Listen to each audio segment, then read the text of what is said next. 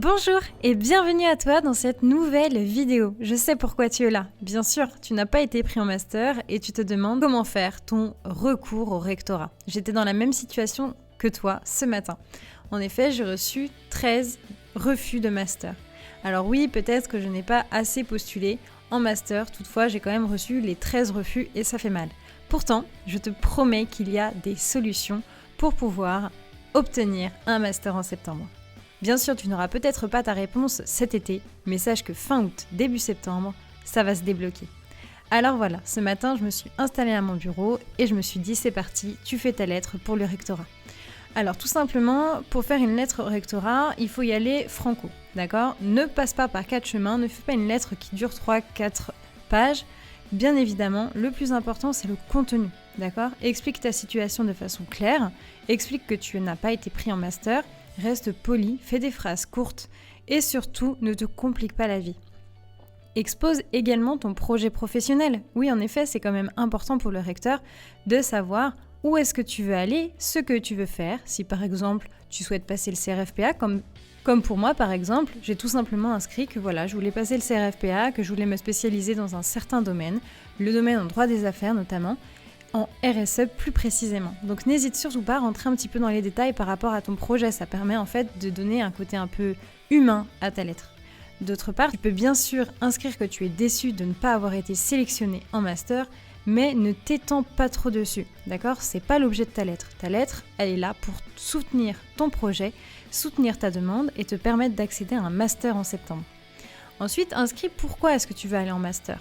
Si par exemple tu as un domaine de prédilection, si par exemple tu as postulé dans des masters en droit pénal, en droit public, en droit privé, en droit des affaires, peu importe. En tout cas, n'hésite pas à mettre de ta personne dans ta lettre. Ensuite, tu peux bien sûr inscrire si par exemple tu as fait des stages.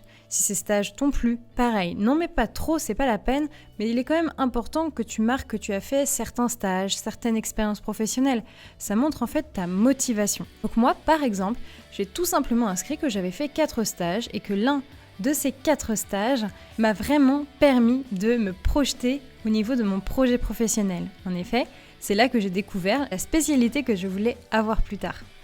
Ensuite, tu peux, si tu as une situation particulière, par exemple si tu es en situation de handicap, si tu es boursier, si tu es marié, si bref tu as une attache quelconque, tu peux toujours l'inscrire. Par exemple, dans mon cas, je suis étudiante boursière et je suis mariée, donc c'est vrai que j'ai besoin d'avoir un master sur Lyon pour pouvoir rester près de mon époux et éviter de devoir payer 2 logements parce que ça deviendrait compliqué financièrement. Bref, ta lettre au rectorat, elle doit être simple, elle doit aller à l'essentiel, mais insiste sur ta personne, sur ce que tu souhaites faire, où est-ce que tu souhaites aller.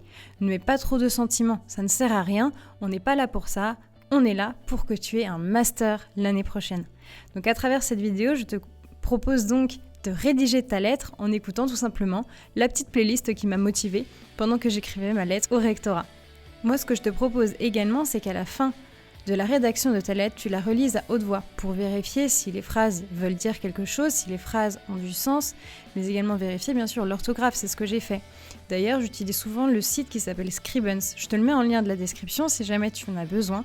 N'hésite pas à copier-coller ta lettre sur ce site pour vérifier l'orthographe, mais également de te faire aider par un ami, une amie qui est fort en orthographe, ou tout simplement tes parents, tes frères et sœurs. Bref, trouver quelqu'un qui saurait relire ta lettre et bien sûr qui saurait corriger les fautes, les tournures de phrases. Encore une fois, mon plus grand conseil, c'est que lorsqu'on n'est pas forcément à l'aise avec l'écriture, de privilégier des phrases courtes, aller à l'essentiel. C'est pas la peine de faire des phrases à la rallonge. En ce qui me concerne, j'aime beaucoup écrire, j'ai aucun problème à rédiger, mais je peux facilement me mettre à ta place si jamais toi, tu n'es pas forcément très à l'aise avec la rédaction. En tout cas, aie confiance en ta lettre, fais une lettre qui te ressemble, va à l'essentiel, ne sois pas agressif, ne sois pas non plus trop dans le repentir.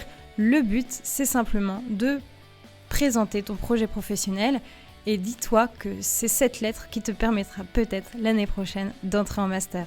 Surtout, n'hésite pas à me laisser un petit commentaire si jamais tu as besoin d'aide dans la rédaction de ta lettre au rectorat. En ce qui concerne la plateforme où tu déposeras ta lettre, c'est tout simplement sur trouvermonmaster.fr. Je te mets tout simplement le lien dans ma description, ce qui te permettra de bien comprendre la démarche à suivre. Dans un premier temps, il faut que tu te crées un compte, d'accord ? Donc tu te crées un petit compte, ensuite tu réponds aux 5 questions pour vérifier ton éligibilité. au recours au rectorat.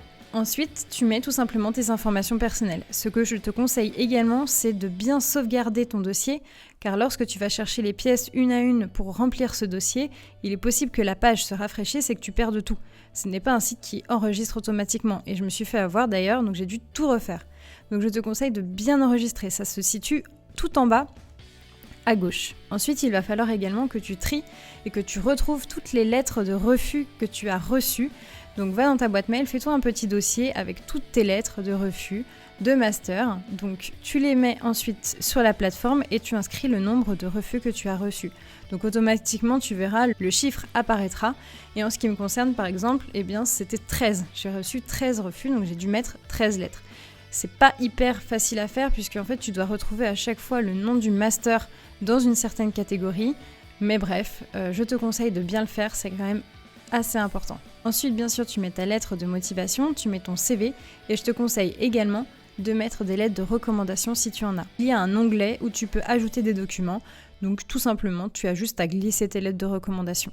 Si jamais tu as du mal parce que tu as plusieurs lettres de recommandation à mettre, n'hésite pas à utiliser les sites pour fusionner tes PDF. Comme ça, tu as un seul PDF avec toutes tes lettres de recommandation dedans, ça évite de faire trop d'onglets.